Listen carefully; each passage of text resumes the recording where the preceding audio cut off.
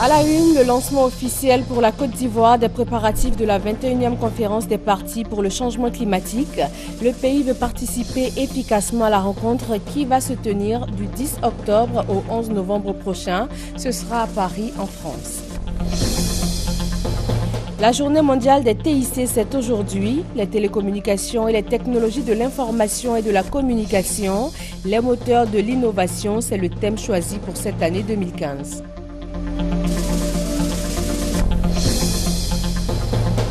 Mohamed Morsi, condamné à mort hier samedi, l'ancien président égyptien avait déjà été condamné à 20 ans de prison en avril pour incitation au meurtre, pour des évasions de prison et des violences durant la révolution de 2011. Merci d'être avec nous pour ce nouveau journal sur RTI 1. Le Fonds de garantie automobile indemnise les victimes corporelles des accidents de la voie publique, mais pas toutes.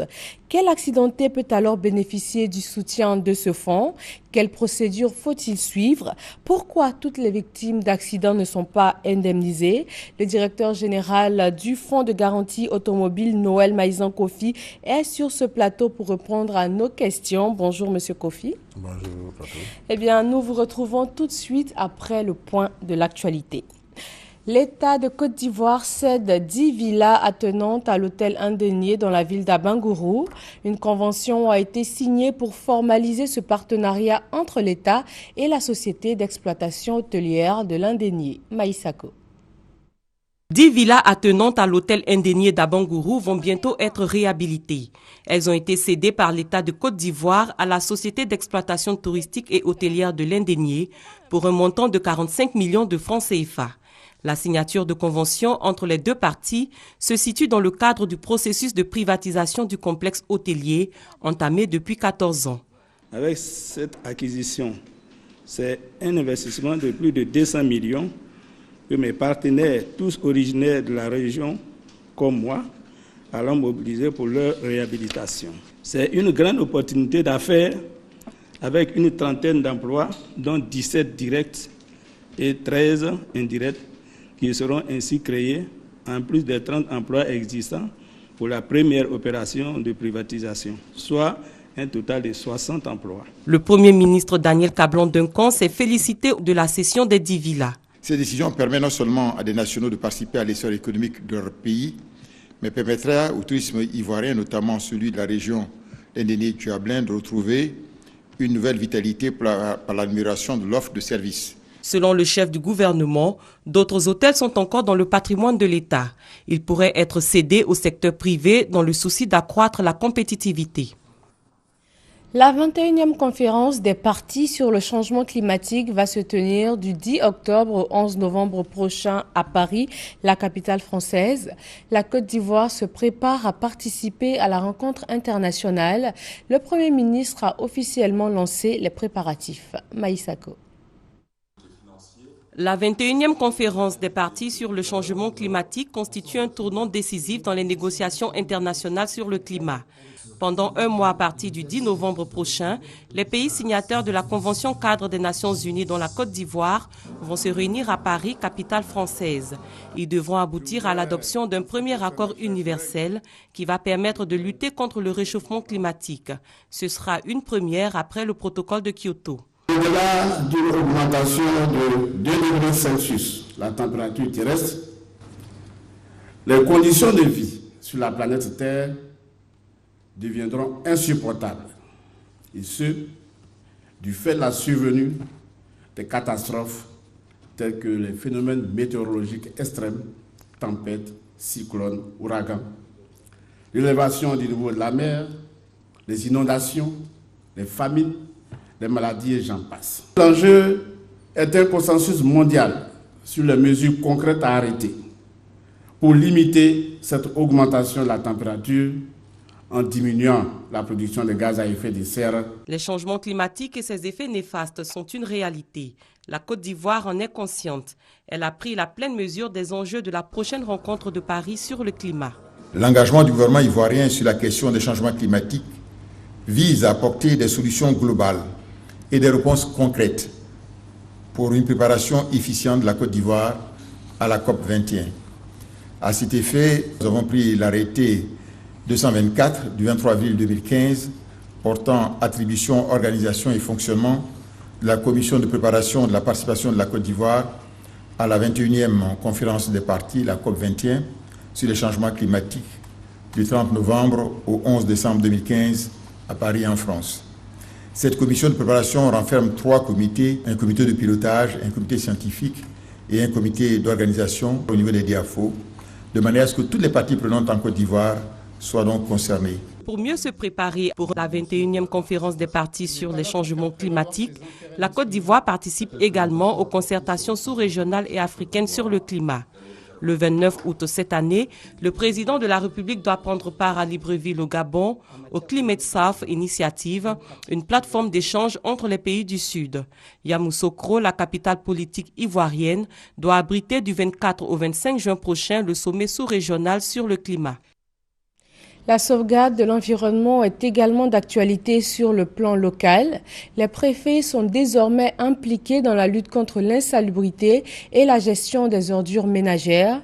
Le ministre de l'Environnement, de la Salubrité urbaine et du Développement durable entend ainsi rendre plus efficaces les actions pour la salubrité en Côte d'Ivoire. Mamadou Kouassi. La salubrité urbaine, un problème qui gangrène toutes les collectivités ivoiriennes.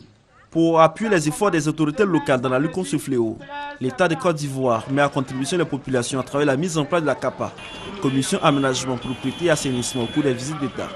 Cette politique permet au ministère de l'Environnement, de la Salubrité urbaine et du Développement durable de racheter les déchets, surtout les sachets plastiques, en vue de rendre les villes propres et permettre aux populations de renforcer leurs sources de revenus. Partout où ont lieu ces visites, le ministre Rémi Alakwadio et ses collaborateurs visitent tous les sites d'ordures en vue de leur traitement. C'est le cas à Agboville et les villes de la région de Lamé, notamment à Dzopé, à Coupé et à Lépé, visitées récemment par le président de la République, Alassane Ouattara. Le ministre Rémi Alakwadio sollicite le soutien du corps préfectoral dans la sensibilisation des populations à lutter contre les dépôts sauvages d'ordures. Ces campagnes de sensibilisation vont s'étendre à toutes les villes et villages de la Côte d'Ivoire, car un environnement propre est une source de bonne santé des populations. De 1 milliard de francs CFA, les fonds alloués au FAFSI, le fonds d'appui aux femmes de Côte d'Ivoire, est aujourd'hui passé à 3 milliards de francs CFA au profit de 50 000 femmes bénéficiaires. Le point donc du FAFSI avec Abiba Dambélé Saoué. Dans le district d'Abidjan, comme dans les régions de l'intérieur du pays, de nombreuses femmes subviennent aux besoins de leur famille, composées souvent d'une dizaine de personnes, grâce aux bénéfices de leur petit commerce. D'autres femmes parviennent difficilement à assurer la survie de leurs enfants. C'est ainsi que la première dame de Côte d'Ivoire, Mme Dominique Ouattara, a lancé avec l'appui de son époux, le président Alassane Ouattara, le Fonds d'appui aux femmes de Côte d'Ivoire, le FAFSI, le vendredi 14 décembre 2012 au Palais des Congrès de l'Hôtel Ivoire, afin de financer les activités génératrices de revenus de ses sœurs et de ses filles sur toute l'étendue du territoire national. Aujourd'hui, en ma qualité de première dame, et avec l'aide de mon cher époux, le président Alassane Ouattara, j'ai pu donner vie à cette ambition que j'avais de vous aider. C'est ainsi que j'ai créé le Fonds d'appui aux femmes de Côte d'Ivoire, FAFSI, spécialement pour vous. Dans le même temps, le Fonds de la Première Dame connaît un succès sans précédent auprès des femmes. Cette situation va justifier une augmentation du montant initial du FAFSI. D'un montant de démarrage de 1 milliard de francs, le FAFSI va passer à 6 milliards de francs. À la faveur des différentes visites d'État, l'épouse du chef de l'État a financé également les activités génératrices de revenus des femmes des régions suivantes. Région du Gontougou en novembre 2012, région du Tongpi en mai 2013, le district des Savanes en juillet 2013, la région du Gbeke en novembre 2013, la région du Bélier en décembre 2013, la région de Lifou en septembre 2014, la région de l'Indénié-Duablin en janvier 2015, le district du Bas-Sassandra en mars 2015, la région de Lagnébi-Tiassa en avril 2015. C'est pourquoi l'occasion de la visite d'État du président de la République dans la région de Lamé les 8 et 9 mai 2015 ne fera pas exception à la règle. En effet, à moins de 48 heures, l'épouse du chef de l'État a financé des activités génératrices de revenus de ses sœurs et de ses filles de certaines localités de la région de Lamé, telles qu'Adzopé, Alépé, Akupé et Yakassé à Tobrou, en injectant des sommes additionnelles de 250 millions de francs, en plus des 150 millions de francs dont les femmes avaient déjà bénéficié, ce qui fait une valeur globale du FAFSI dans Lamé de 400 millions de francs. En effet, à Adzopé, la première dame a tenu à améliorer les conditions de vie de ses sœurs en mettant à leur disposition 85 millions de francs et 65 millions de francs à la faveur de la visite d'État, soit un montant total de 150 millions de nos francs. Les femmes d'Alépé n'ont pas été oubliées. Elles ont bénéficié dans le cadre du FAFSI de la somme de 70 millions de francs ajoutée aux 30 millions de francs dont elles avaient déjà bénéficié.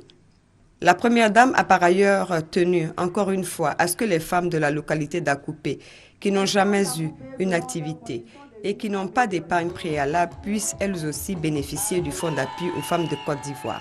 C'est pourquoi, en plus de l'enveloppe de 35 millions de francs qui a permis de financer les projets des femmes d'Akupé, la première dame a investi 50 millions de francs dans les projets des femmes d'Akupé, et ce, dans le cadre de la visite d'État.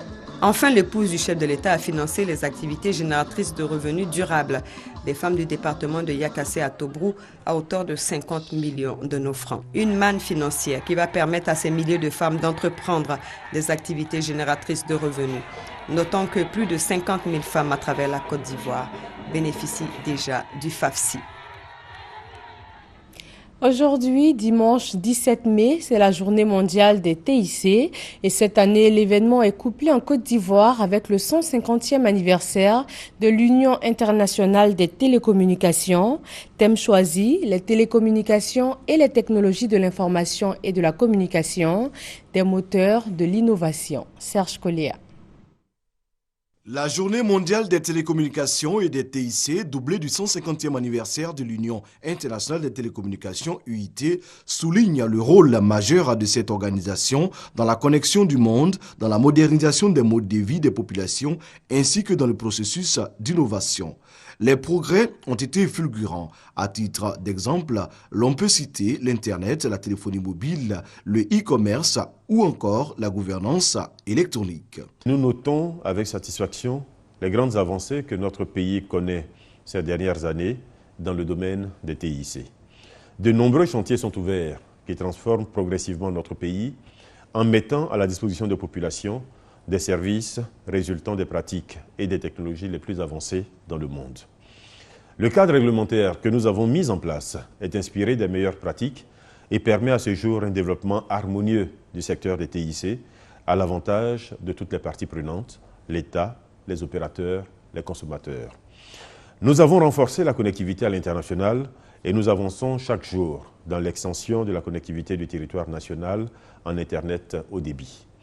Le chef de l'État a procédé lui-même, il y a quelques semaines, au lancement du projet « Un citoyen, un ordinateur, une connexion Internet », confirmant ainsi la volonté et l'engagement du gouvernement de donner aux populations des solutions concrètes en matière d'accès individuel ou collectif à l'équipement terminal téléphonique et ou informatique. L'engouement des populations pour la téléphonie mobile et pour ces différents services, l'évolution des services de banque en ligne, le nombre de connexions à Internet mobile 3G sont les signes du développement des TIC en Côte d'Ivoire. 2 programmes et 2 projets d'appui à la consolidation de la paix validés par un partenariat entre la Côte d'Ivoire et l'ONUCI. Le ministre d'État, ministre du Plan et du Développement et le coordonnateur résident de l'ONUCI ont signé le partenariat. Hamza Diaby. La Côte d'Ivoire renforce ainsi son partenariat avec les Nations Unies. À travers cet accord, le pays bénéficie de 7 milliards de francs CFA pour le renforcement des acquis de la consolidation de la paix en Côte d'Ivoire. Ce partenariat prend en compte les programmes et projets du comité de pilotage du plan prioritaire.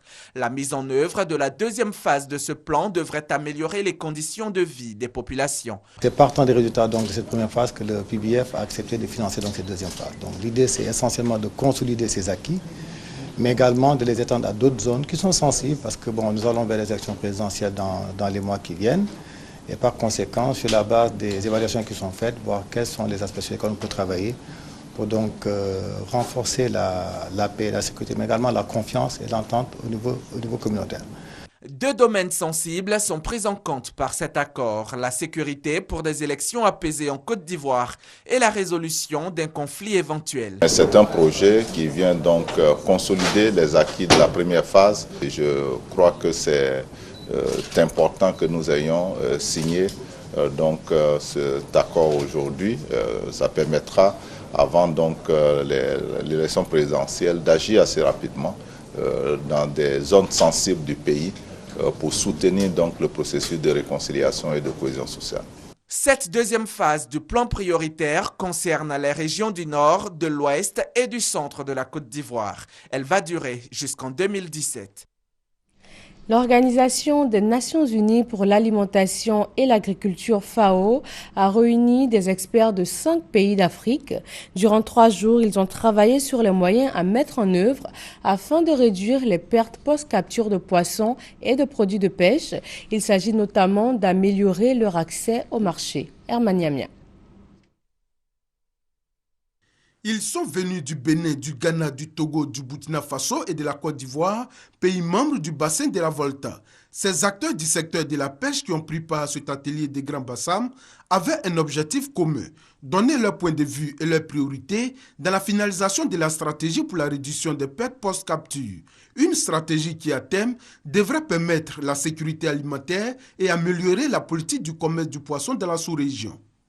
J'apprécie à sa juste valeur le fait que vos ministères vous aient désigné pour prendre une part active à cet atelier qui pour nous est très important dans le cadre de l'amélioration des acquis concernant par exemple la conservation des produits. Comme il a été dit, 30% des produits pêchés ne vont pas à la consommation.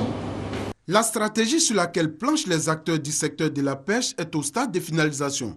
Elle est élaborée par la FAO, le Fonds des Nations Unies pour l'alimentation et l'agriculture, à hauteur de 5,4 millions de dollars, soit 2,7 milliards de francs CFA. Et ses responsables attendent beaucoup de cet atelier. Dans le bassin de la Volta, les pertes post-capture de poissons sont estimées à au moins 30%. Ce qui traduit un manque à gagner considérable qui pourrait favoriser la malnutrition. Le mouvement d'affectation des enseignants du primaire et du secondaire va s'opérer plus tôt que de coutume, avant même la fin de la rentrée scolaire 2015-2016.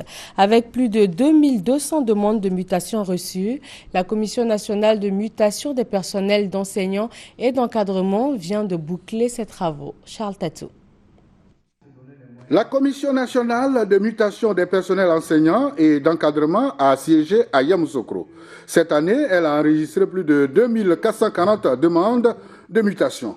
En plus de ces demandes des personnes déjà en poste, la Commission a à gérer également l'affectation de nouveaux agents. Ils sont au total 6022 enseignants sortis des CAFOP et de l'ENS, dont 5041 instituteurs et 981 professeurs de lycées et collèges. Mais les chiffres des postes vacants dominent encore. Sur 97 397 postes déclarés, plus de 75 000 sont déjà occupés. Pour atteindre donc ces objectifs, gestion rationnelle des personnels et harmonisation des postes vacants, la Commission s'appuiera sur les outils modernes dont dispose le ministère. Il s'agit des logiciels GESMUT pour les mutations et Codipos pour la répartition équilibrée des personnels sur l'ensemble du territoire national. Outils informatiques dont les résultats sont satisfaisants. Nous sommes sûrs qu'avec le Codipos, nous allons atteindre ce que Madame le ministre a toujours souhaité, faire en sorte que devant chaque enfant de Côte d'Ivoire, il y ait un enseignant. Cependant, quelques irrégularités ont été constatées dans le fonctionnement de certaines directions régionales. Il n'est pas normal qu'un enseignant qui est recruté dans ces fonctions-là soit détourné et qu'on lui confie d'autres tâches qui n'ont rien à voir avec le métier pour lequel il a été recruté. Les travaux de la Commission contribueront à la réduction du déficit enseignant. 4e édition des Journées des instituteurs à Sassandra. La scolarisation de tous les enfants, une priorité pour les enseignants du département. Thérèse Yoboy.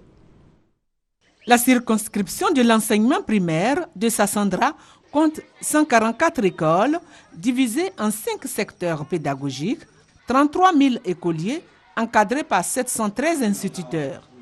Ces écoles sont insuffisantes malgré les efforts de l'État à travers le programme présidentiel d'urgence. Le conseil régional et la mairie, pour atteindre l'objectif de 100% d'enfants scolarisés, font de leur mieux.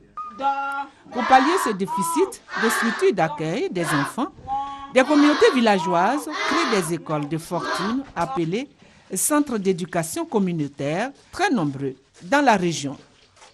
Au cours de leur journée, la 4e du genre, les instituteurs ont salué les efforts des autorités de la région en faveur de l'éducation des enfants et exprimé des doléances.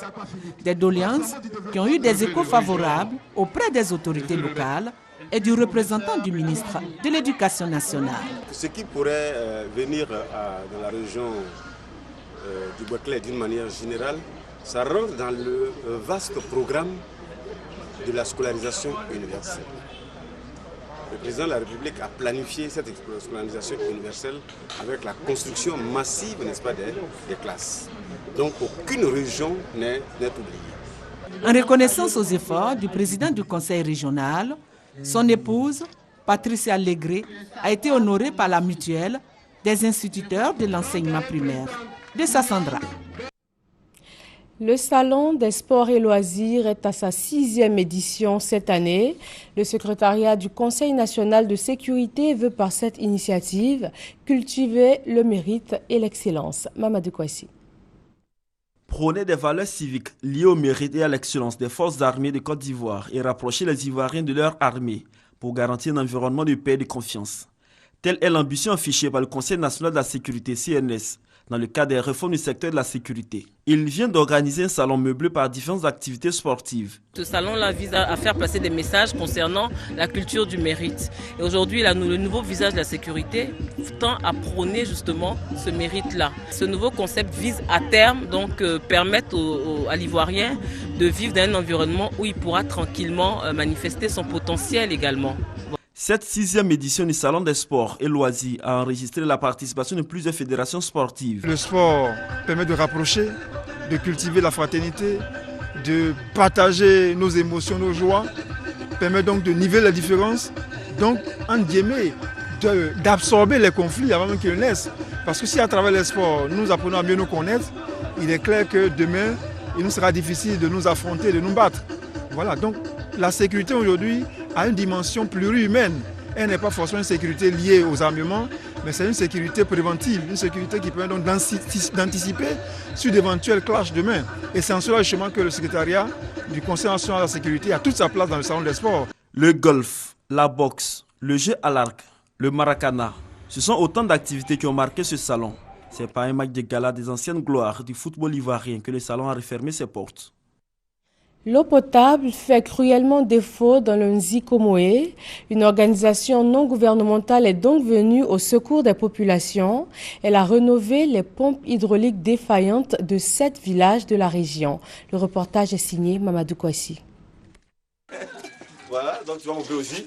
Les populations de Troumambo, dans le département de Dimboko, peuvent être heureuses. La pompe d'eau du village vient d'être réhabilitée par l'ONG Habitat for Humanity et ses partenaires. Je suis très heureux de voir que la pompe fonctionne et que les gens ont l'air d'être contents d'avoir de l'eau potable pour pouvoir boire de l'eau potable et non de l'eau sale de la rivière. Ils ont venu arranger nos pompes. En tout cas, vraiment, je suis content. La population est contente. Pendant des années, les populations se débrouillaient comme elles le peuvent pour avoir de l'eau potable. Leurs difficultés n'ont pas laissé indifférents les responsables de l'ONG Habitat for Humanity. Nous savons que ce n'est pas une eau d'une bonne qualité, mais puisque nous sommes dans le besoin, comment faire? Donc il s'agit donc pour nous d'améliorer le cadre de vie de nos concitoyens, notamment les populations, leur permettre donc d'avoir accès à de l'eau potable. Et nous sommes très heureux aujourd'hui parce que le partenaire a accepté de venir donc s'enquérir des travaux, visiter, s'assurer que le partenariat est effectif, mais surtout s'assurer que les populations ont aujourd'hui donc de l'eau potable. Le projet a permis de réhabiliter 50 pompes à motrices humaines dans plusieurs localités du pays. Habitat for Humanity a également initié avec ses partenaires, dont le Lions Club Abidjan-Kalao, la construction de 35 logements sociaux offerts aux personnes handicapées dans le département d'Imoko. Quel est le rôle et quelle est l'importance du chef du village? La réponse à ces questions a été donnée aux populations de Begouefla, c'est dans la commune de Sanfra. C'est un reportage de Thérèse Tapeyoboy. Le village de Begouefla, dans la commune de Sanfra, a un nouveau chef du village. Ngole Binyangouri a été installé dans son fauteuil par Chantal V, le sous-préfet central de Sanfra. La cérémonie s'est déroulée en présence des autorités politiques, administratives et traditionnelles. Lucien Thiessé, au nom des cadres du village, a sollicité au cours de cette cérémonie auprès des autorités le bitumage de l'axe Oumé-Sanfra, de la connexion de Begouefla au réseau électrique, l'adduction du village en eau potable, une broyeuse de manioc pour les femmes. Le maire, Idrissa Bamba, a invité les femmes à se regrouper en coopérative pour bénéficier de fonds. Le sous-préfet central a profité de cette occasion pour rappeler aux populations le rôle et l'importance du chef de village dans l'administration ivoirienne. Pour elle, le chef du village a des pouvoirs étendus et mérite donc respect et doit être soutenu dans sa tâche.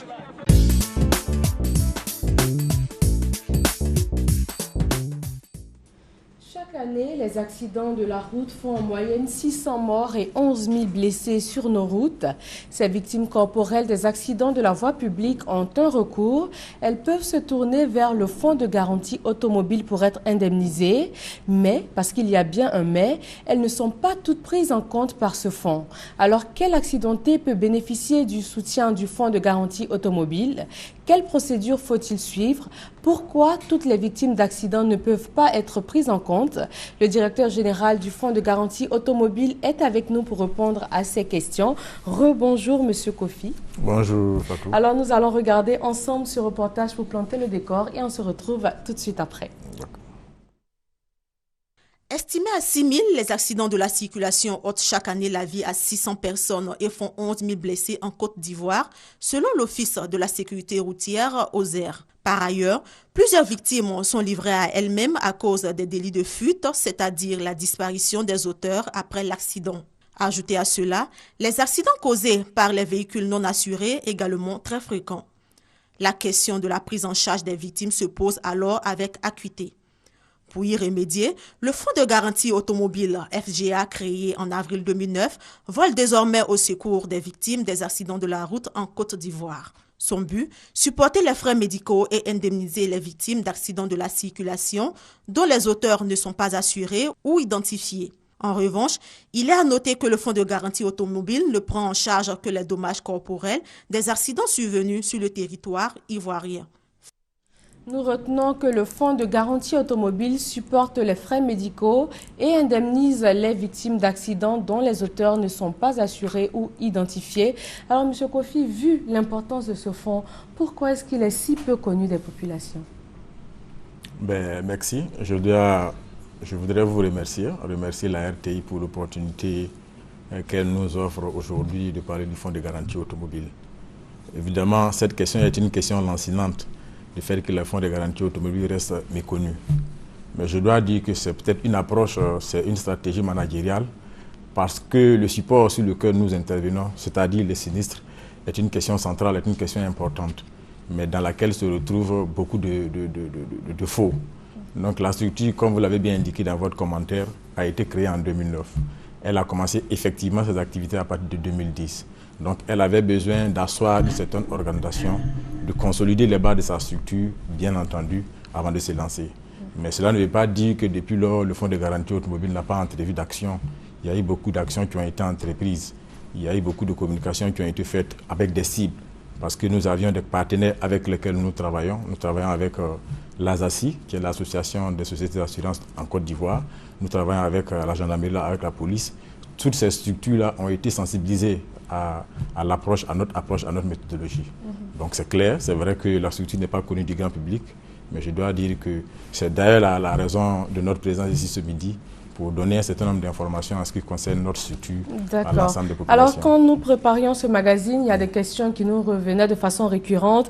Est-ce qu'il s'agit d'une entreprise commerciale? Est-ce qu'il s'agit d'une entreprise d'assurance? Est-ce que c'est une institution de l'État? Bien sûr, le Fonds de garantie automobile est une institution de l'État, mais c'est avant tout une institution paritaire. Donc le Fonds de garantie automobile est né de la volonté de l'État du Côte d'Ivoire et des compagnies d'assurance qui pratiquent la branche automobile.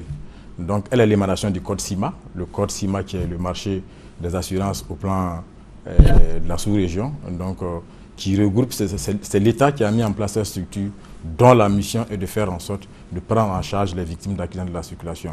Notre ancrage institutionnel, pour parler de l'État, est le ministère de l'Économie et des Finances. D'ailleurs, je voudrais profiter de votre micro pour dire un bon merci à notre ministre qui nous accompagne dans cette mission exaltante, qui rencontre pas mal de difficultés, mais elle, en même temps, elle est exaltante. Donc c'est une institution de l'État, c'est une institution paritaire dans laquelle intervient l'État d'un côté et les compagnies d'assurance de l'autre côté. D'ailleurs, ils sont membres du conseil d'administration.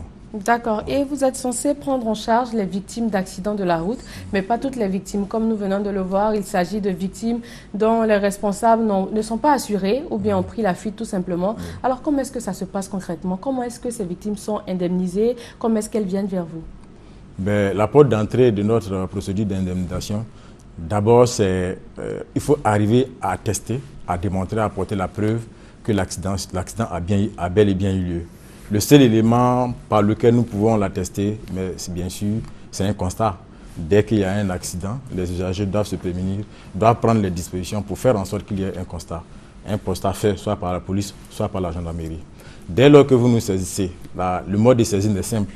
Soit vous écrivez au Fonds de garantie automobile pour leur signifier qu'il y a eu un accident de la voie publique et que vous souhaitez être indemnisé. Soit vous nous saisissez par la voie du courrier électronique. Je vais dire notre site web est disponible, www.fga-ci.com. Vous nous saisissez par ce canal. Il y a un agent dont la mission est de traiter toutes les demandes d'indemnisation au quotidien et qui est soumis à notre disposition. Nous faisons fort de relancer les victimes qui nous ont contactés. Bien sûr, s'il y a des éléments, s'il y a un complément d'information que nous recherchons, nous sollicitons la victime pour qu'elle mette à notre disposition ces informations.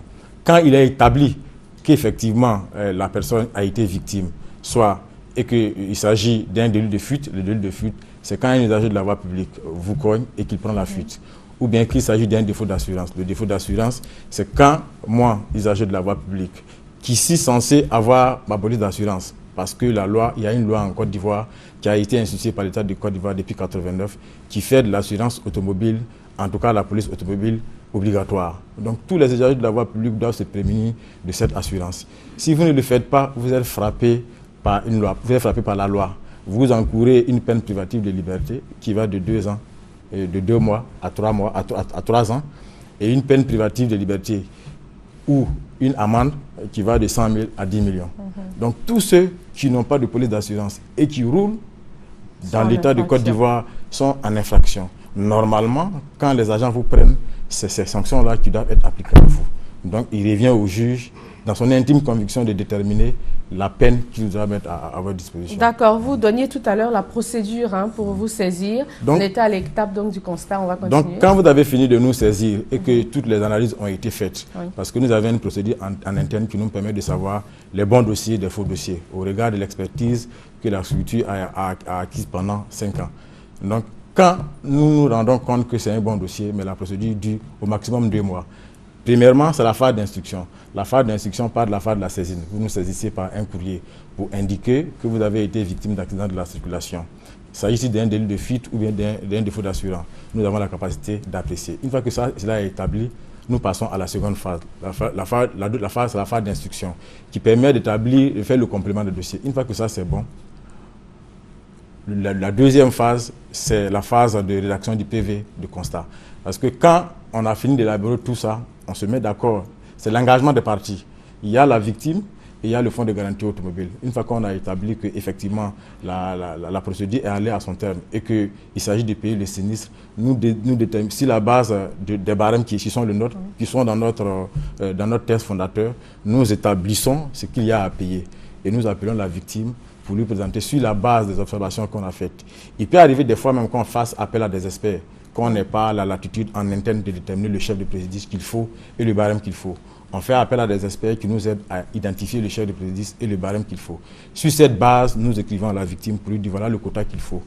Et la victime signe le PV pour donner son accord. Même quand la victime a signé le PV pour donner son accord, la victime, on donne la latitude à la victime 1 mois après pour contester. Elle peut saisir qui elle veut, un avocat, un huissier pour nous saisir, pour contester le barème qu'on a élaboré. Une fois que ça c'est établi, mais après ça, on passe au paiement de la victime. D'accord, vous disiez tout à l'heure qu'un des préalables pour vous saisir, c'est de faire un constat après l'accident. Oui. Alors on va prendre le cas d'une personne qui a eu un accident de la route et qui n'a pas fait de constat. Par exemple, le chauffeur a pris la fuite. On a tout simplement conduit la victime à l'hôpital directement. Qu'est-ce qu'on fait pour cette personne?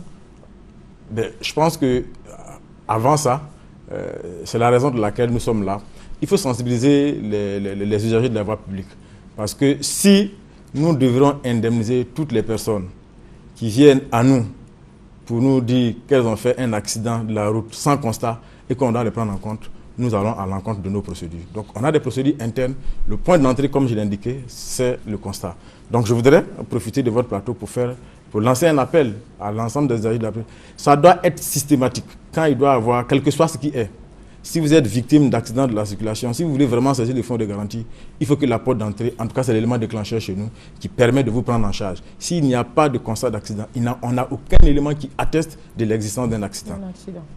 D'accord. Et pour ceux qui ont effectivement procédé à ce constat, lorsqu'ils vous saisissent et qu'au bout de la procédure que vous venez d'évoquer, ils vont être indemnisés, où est-ce que vous tirez les fonds qui vous permettent de faire tout ce travail? J'ai dit que nous sommes une compagnie d'assurance qui a un caractère particulier. Vous l'avez indiqué tout à l'heure, nous ne sommes pas une entreprise commerciale, nous ne faisons pas de chiffre d'affaires. Notre mission est une mission éminemment sociale. Et donc, dans le mécanisme qui a été mis en place en Côte d'Ivoire, je l'ai indiqué que le Fonds de garantie automobile est une entreprise paritaire. Donc, l'État contribue à une certaine hauteur. Donc, chaque année, le ministère de l'Économie et des Finances prend un arrêté pour mettre à la disposition un certain nombre de montants alloués au fonctionnement du Fonds de garantie automobile. À côté de ça, il y a la parafiscalité de 2% que vous et moi, citoyens de Côte d'Ivoire, qui achetons des polices d'assurance, sur la responsabilité civile automobile, il y a 2% qui sont prélevés en termes de parafiscalité par les compagnies d'assurance qui sont nos partenaires, qui chaque mois les reversent au Fonds de garantie automobile et qui nous aident à faire face à nos charges. D'accord, donc en moyenne, de combien vous disposez chaque année donc, pour indemniser les victimes? Mais nous faisons des provisions. Cette année, je prends le cas de cette année, je crois qu'on a fait une provision de 200 millions pour faire face à l'indemnisation des victimes. D'accord, donc depuis 2010 que vous existez, vous avez des fonds pour indemniser les victimes. À combien s'élève le nombre de victimes qui ont déjà été indemnisées et puis à combien est-ce qu'on peut estimer ce qu'ils ont reçu en francs CFA? En termes de montant, là, on ne peut pas a priori, les planchers et les plafonds. Ce qu'il faut noter dans notre approche méthodologique, c'est que pour cette année budgétaire, depuis janvier jusqu'à maintenant, on a déjà indemnisé au moins 300 personnes qui nous ont saisis et qui ont été effectivement pris en charge. Donc, il y a au moins 600 personnes qui nous ont saisis. Et c'est un dossier, comme je l'ai indiqué, dans ce domaine-là, le domaine du sinistre, il y a beaucoup de faux. Donc, nous avons la capacité, nous avons l'expertise pour identifier le bon dossier du mauvais dossier. Donc, sur cette base, c'est clair. En termes de chiffres, voilà, c'est ce que je viens d'indiquer. Donc, on a beaucoup de personnes qui nous saisissent depuis un certain temps quand même. De plus en plus, on essaie de se faire connaître. Et je pense que ça, c'est, comme vous l'avez indiqué dans votre propos liminaire, depuis la création de la structure, elle n'a pas vraiment communiqué. Et comme je l'ai indiqué, c'est une approche stratégique. C'est la direction générale et le conseil d'administration qui ont estimé qu'il fallait consolider les bases de la structure dès lors que la structure est fragile. Et comme je l'ai indiqué, c'est une entreprise paritaire. Et donc, il y a l'émanation du code CIMA. D'autres exemples existent par ailleurs. Il y a d'autres pays de la sous-région du CIMA. Donc 14 pays, les États ont mis en place des fonds de garantie. Donc la Côte d'Ivoire ayant mis son fonds de garantie en place début 2009 et qui a commencé depuis 2010, s'est inspiré des exemples qui se sont déroulés dans notre sous-région. On s'est rendu compte que d'autres pays, dès lors qu'elles ont mis en place leur structure et elles ont commencé à communiquer, elles ont été envahies, elles n'ont pas pu faire face à leurs charges. Et je pense que tirant les leçons de cette manière de faire, la Côte d'Ivoire a pris des garde-fous, a décidé de ne pas communiquer en griffe. Mais aujourd'hui, je pense que nous avions atteint une certaine dimension et notre ministre de tutelle nous a instruit de faire en sorte que la structure soit connue et qu'elle puisse faire face à ses responsabilités, aux missions régaliennes que l'État lui a confiées. D'accord, comme vous le dites, vous avez souvent affaire à des faux dossiers, mais il y a aussi des vrais cas d'accidentés qui ne peuvent pas être indemnisés parce qu'elles n'ont pas suivi la procédure, par exemple, n'ont pas fait de constat. Comment est-ce qu'il faut faire pour arriver à une prise en charge systématique des accidentés de la route? Je pense que ça, c'est vraiment la problématique et c'est l'une de notre missions. Nous y réfléchissons. Je suis arrivé à la tête de cette structure depuis août. Et après mon diagnostic et puis après toutes les rencontres qu'on a bien pu avoir, nous nous sommes rendus compte avec les experts qu'il fallait arriver à une prise en charge systématique. Et en la matière, d'autres pays existent et l'exemple le plus achevé est le cas du Maroc que nous avons regardé. Au Maroc, quand vous arrivez dans un centre hospitalier universitaire, la prise en charge est systématique. Mais parce qu'en amont, il y a un dispositif qui a été mis en place pour qu'il y ait un fonds dans lequel tous ceux qui sont susceptibles d'être auprès de qui on doit faire un recours ont cotisé. Donc ici, chez nous, il y a 3 structures qui pourraient être habilitées, par exemple, à faire de l'indemnisation. Il y a le fonds de garantie automobile. Quand vous êtes victime d'accident de la circulation et qu'il s'agit d'un cas de délit de fuite ou bien d'un cas de défaut d'assurance, vous êtes éligible au fonds de garantie. Si vous êtes victime d'un accident de la circulation et que l'auteur de la voiture qui vous a percuté a une police d'assurance, automatiquement, vous recherchez une garantie auprès de la compagnie d'assurance. Ou bien, l'État, qui est son propre assureur. Si vous êtes victime d'un accident de la route, d'une voiture de l'État, l'État étant son propre assureur, l'État vous prend en charge par le canal de l'agence judiciaire du Trésor. Donc voilà les structures qui sont habilitées, en tout cas en ce qui concerne, à prendre en charge systématiquement, à prendre en charge ces victimes. Je pense que la réflexion qu'il faut mener, c'est de faire en sorte qu'on arrive à mettre en place un fonds commun dans lequel ces structures que je viens de citer là contribuent à une certaine hauteur. De sorte que quand il y a une victime qui se présente en tant que victime d'accident de la voie publique, systématiquement, le processus est déclenché. On la prend en charge, on sauve sa vie et après, on fait le recours pour savoir. Mais la victime qui a été connue, sur la base du constat bien sûr qui a été fait, la victime peut recourir auprès de quelle structure, soit le fonds de garantie, parce que la personne, par exemple, l'accident qui a eu lieu relève de nous, ou bien c'est l'agent judiciaire du Trésor, parce que c'est une voiture de l'administration publique, ou bien c'est une compagnie d'assurance, parce que la garantie de la compagnie d'assurance devrait pouvoir couvrir la victime. Est-ce que donc la création de ce fonds commun est envisagée déjà? Je dois dire, elle n'est pas l'émanation du fonds de garantie automobile. Je pense qu'une mission nous a été confiée. Pour le moment, nous essayons de nous battre pour faire en sorte que la structure soit connue, pour faire en sorte que les Ivoiriens sachent l'existence du fonds de garantie automobile et à nous faire recours. Si vous êtes éligible au fonds de garantie automobile, il n'y a aucun problème, vous serez pris en charge. Mais il y a le corollaire. Je pense que dans notre démarche, il faut arriver à une procédure, à une dimension achevée. Et dire qu'un pays est émergent, c'est vraiment tout ça. C'est faire en sorte que toutes ces victimes vulnérables-là puissent être également prises en charge. Oui, quand vous dites victimes vulnérables, il y a par exemple des victimes d'incendie ou bien d'inondation. Pourquoi elles sont exclues d'office de ce fonds? Ça, c'est un autre pan que vous abordez. Le fonds de garantie, je l'ai indiqué, est une entreprise paritaire. Donc, à la base, elle a été créée sur instruction du Code CIMA, à son article 600, qui donne les attributions du fonds de garantie. Indemnisation des victimes d'accidents de la voie publique. Parce que j'imagine que les accidents de la voie publique se passent tous les jours. Les inondations, les feux de brousse, je ne dis pas qu'elles ne sont pas importantes. Elles existent, mais pour le moment, pour ce qui concerne le fonds de garantie automobile, voilà notre mission. Mais il n'est pas exclu. Je pense qu'il faut arriver à cela. Et quand moi j'ai pris fonction, j'ai regardé quand même ce qui existe dans le secteur. J'ai fait une mission au fonds de garantie des assurances obligatoires à Paris. Et je me suis rendu compte que c'est vrai qu'ils ont mis en place un dispositif qui est le même que chez nous, qui prend en charge les victimes d'accidents de la situation. Mais ils se sont rendus compte que leur environnement, leur société génère pas mal de victimes. En France, ils ont créé un fonds de garantie des actes de terrorisme et d'infraction. De sorte que tous les concitoyens, tout ce que vous voyez à la télévision, les ceux qui ont pris en otage, ont une sorte d'indemnisation que l'État met à leur disposition par le canal de ce fonds. Je pense que notre environnement aujourd'hui en Côte d'Ivoire, ce n'est pas les victimes du terrorisme ni des infractions. Mais il y a à côté de nous les inondations. Chaque année, quand il pleut, il y a les feux de brousse, les marchés brûlés, la crise post-électorale, déchets toxiques. Il y a pas mal de victimes que notre société génère. Face à ça, il y a une réflexion nationale qu'il faut mener. La réflexion nationale, c'est de faire en sorte qu'on arrive à mettre en place une structure nationale dont la mission et d'anticiper, même pas d'attendre que les victimes. Il faut avoir une position d'anticipation, une réflexion prospective pour mettre en place cette structure. Et quand on a mis la structure en place, non seulement elle a une vision prospective, mais elle se prémunit d'une disposition qui permet de prendre en charge, sinon d'aller au contact, sinon de parler même à ses victimes, parce que pour la plupart du temps, ils n'ont pas d'interlocuteur. Parler à ces victimes-là pour non seulement les apaiser, parce que souvenez-vous, quand vous êtes victime d'une situation, d'une catastrophe et qu'il n'y a personne pour vous parler, déjà c'est vraiment un problème. Donc la réflexion, c'est vous et moi, c'est tout le monde qui devra pouvoir mener la réflexion. C'est vrai que nous sommes des spécialistes dans ce domaine-là, mais la réflexion est en cours et on entend faire des propositions dans ce sens. D'accord, ce sont des perspectives que nous espérons voir se réaliser dans un futur très proche. Merci M. Maïsan Kofi. Vous êtes le directeur général du Fonds de garantie automobile. Nous retenons donc qu'il est donc essentiel de faire un constat après tout accident de la route et de vous contacter à l'adresse fgaci.com pour bénéficier d'une prise en charge médicale ou d'une indemnisation. Direction l'Égypte avant de refermer ce journal. Mohamed Morsi a été condamné à mort.